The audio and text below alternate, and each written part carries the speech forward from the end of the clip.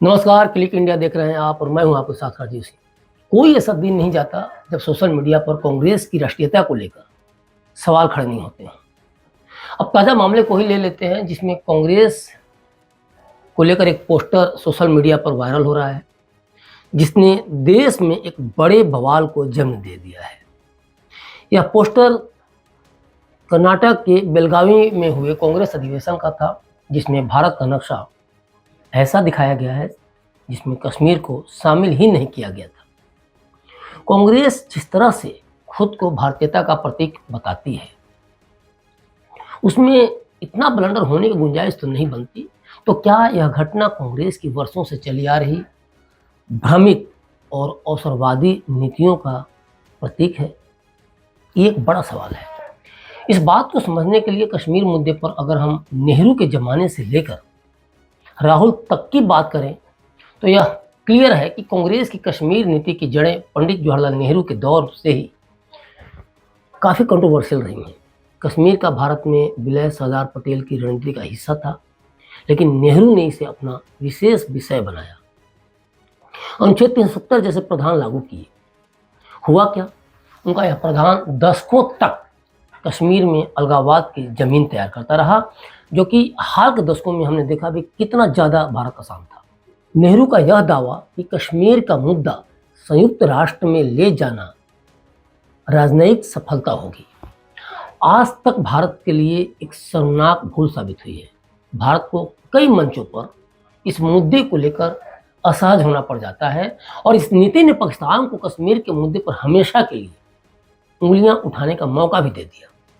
इंदिरा गांधी ने भले ही पाकिस्तान को दो टुकड़ों में बांटने में भूमिका निभाई, लेकिन कश्मीर में अलगाववादी मानसिकता को खत्म करने में काफ़ी हद तक वे विफल रहीं। राजीव गांधी की अगर बात करें तो उनके कार्यकाल में भी आतंकवाद के बीज पनपे।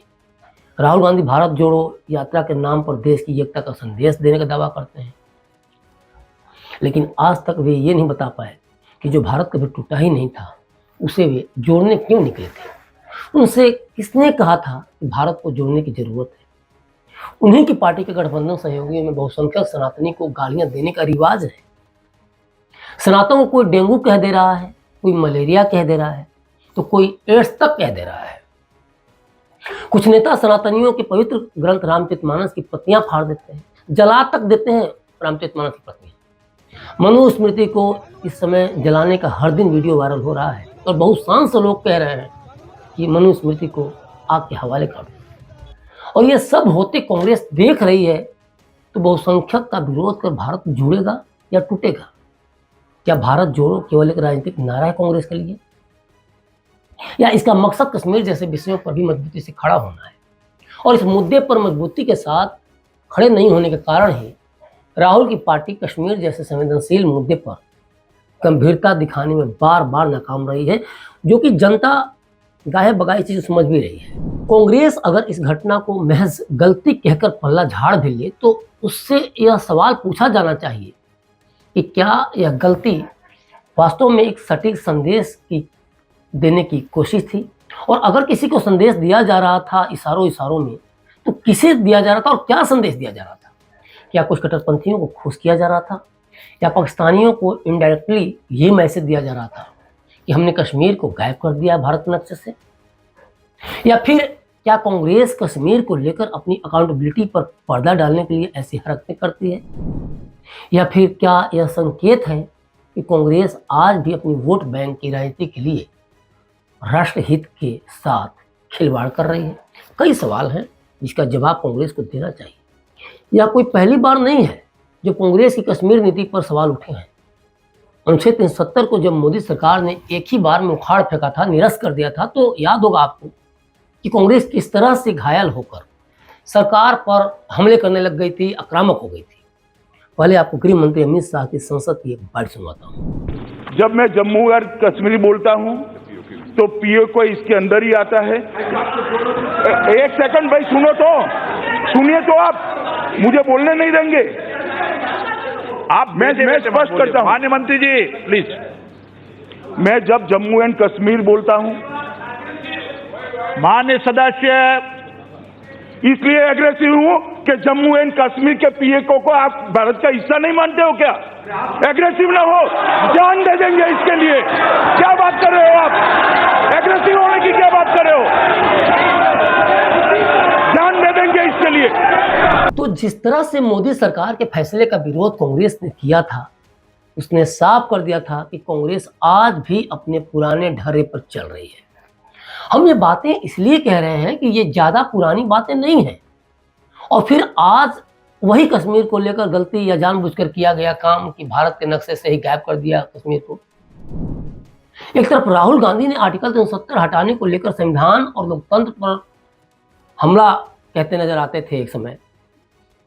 आज भी उनके दिल में यही चीज होगी, लेकिन यह नहीं बता पाते कि दशकों तक अनुच्छेद 370 ने कश्मीर को बाकी देश से अलग रखने का काम क्यों किया।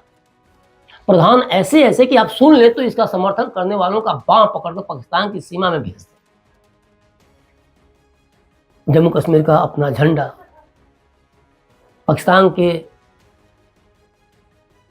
लड़के अगर हमारे यहाँ लड़कियों से शादी कर लें तो नागरिकता को लेकर कई सारे आपने विवादित प्रधान देखे सुने, तो कई सवाल खड़े करते हैं कांग्रेस को लेकर, भारतीयता पे, उसकी राष्ट्रीयता पे, या फिर देश के प्रति जो उसकी वफादारी है उसको लेकर। और जनता की निगाह में सोशल मीडिया पे ये सवाल लगातार उछलते रहते हैं। तो क्या ये कहना गलत होगा कि कांग्रेस गठबंधन का नाम इंडिया नाम रख देने भर से भारतीयता का प्रूफ लेना चाहती है? इंडिया नाम रखने से कांग्रेस को क्या यह लगता है कि वह खुद को भारत के असली प्रतिनिधि के तौर पर स्थापित कर सकती है? ये घटना जो मैं बता रहा हूँ, जो कि कश्मीर को गायब करने वाली जो भारत मैप से, ये कांग्रेस खुद को लोकतंत्र का संरक्षक बताती है, लेकिन ऐसा कुछ कर देती है कि जो साबित कर देता है कि उसकी प्राथमिकता राष्ट्रीय अखंडता से ज्यादा वोट बैंक की राजनीति है। क्या इंडिया नाम रखने से कांग्रेस के भीतर वह भारतीयता जागेगी जो उसने अपने कार्यकाल में बार बार नजरअंदाज की है? कांग्रेस चाहे जितना स्मार्ट बनने की कोशिश कर ले, लेकिन जिस तरह से राहुल गांधी विदेशों में जाकर देश को लेकर बयानबाजी कर यहाँ की जनता को दुखी कर देते हैं, जिस तरह से वक्फ बोर्ड को उसने सुपर पावर बनाकर उसे निरंकुश कर दिया है और जिसे लेकर हर दिन नए बवाल खड़े हो रहे हों, उसकी बड़ी से बड़ी गलतियों को बाद की पार्टियां देश में अमन चैन कायम करने के लिए सुधार रही हैं। लोग उन गलतियों के बारे में सोचते हैं, देखते हैं तो कांग्रेस की राष्ट्रीयता तक संदेह के घेरे में आ जाती है, जिसको लेकर मैं बार बार सवाल खड़ा कर रहा हूँ। और कहीं ना कहीं कांग्रेस की उन्हीं बड़ी गलतियों की आड़ में बाद की पार्टियां भी अति उत्साह में कई ऐसे कदम उठा रही हैं जिससे वो अपने नेचर में साफ तौर पर निरंकुश लग रहे हैं, डिक्टेटरशिप की भूमिका में आ जाती है। तो इन बड़ी गलतियों से कई सवाल खड़े होते हैं जिसका जवाब कांग्रेस को देना ही होगा। सवाल ये कि क्या नेहरू का कश्मीर नीति का दृष्टिकोण आज भी कांग्रेस की विचारधारा को प्रभावित कर रहा है? क्या कांग्रेस पाकिस्तान और अलगाववादी ताकतों को खुश करने के लिए कश्मीर पर नरमी बरत रही? कई सारे सवाल हैं जो कहीं ना कहीं हर भारतीय के जीवन में आग की तरह सुलग रहा है। कांग्रेस ने जो भी किया उसे लेकर सोशल मीडिया पर जनता का गुस्सा उसके खिलाफ उबल रहा है। लोग इसे कांग्रेस की राष्ट्र विरोधी मानसिकता का प्रमाण मान रहे हैं। भाजपा ने भी इस मुद्दे को तुरंत भुनाते हुए कांग्रेस पर तीखा हमला किया है। यह स्वाभाविक भी है क्योंकि इस तरह की घटनाएं राष्ट्रवाद को चोट पहुंचाती हैं। दूसरी बात कि अगर यह गलती थी तो कांग्रेस को सार्वजनिक रूप से माफी मांगनी चाहिए और जिम्मेदार लोगों के खिलाफ सख्त कार्रवाई करनी चाहिए। लेकिन अगर यह जानबूझकर किया गया या उठाया गया कदम है तो कांग्रेस को इसके लिए राजनीतिक और कानूनी सजा भी मिलनी चाहिए, क्योंकि इसने देश के करोड़ों लोगों की भावनाओं को भी ठोकर मारा है, ठेस पहुंचाई है। दूसरी बात कि भारत की अखंडता से समझौता करने वाली किसी भी पार्टी या व्यक्ति को माफ नहीं किया जा सकता इन मैटर पे। यह वो समय है जब जनता ऐसी राजनीतिक चालों को पहचाने और उन्हें सिरे से नकार दे। तो कुल मिलाकर देखा जाए तो जरूरत है कांग्रेस को आत्ममंथन की, क्योंकि कश्मीर को भारत के नक्शे से गायब करना केवल एक गलती नहीं है, यह उस मानसिकता का प्रतीक है, प्रमाण है जिसने दशकों तक देश को विभाजित रखा। कांग्रेस को यह समझना होगा कि आज का भारत वह नहीं जो 1947 में था। यह नया भारत कश्मीर पर किसी भी तरह के समझौते को स्वीकार नहीं करेगा, क्योंकि कश्मीर भारत का ताज है, भारत की आत्मा है।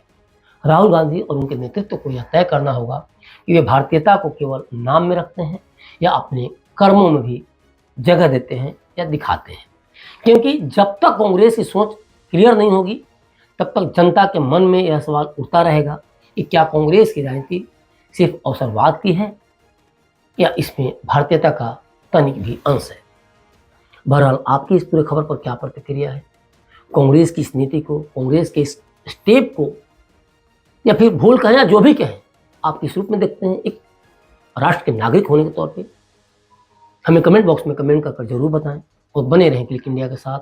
शुक्रिया।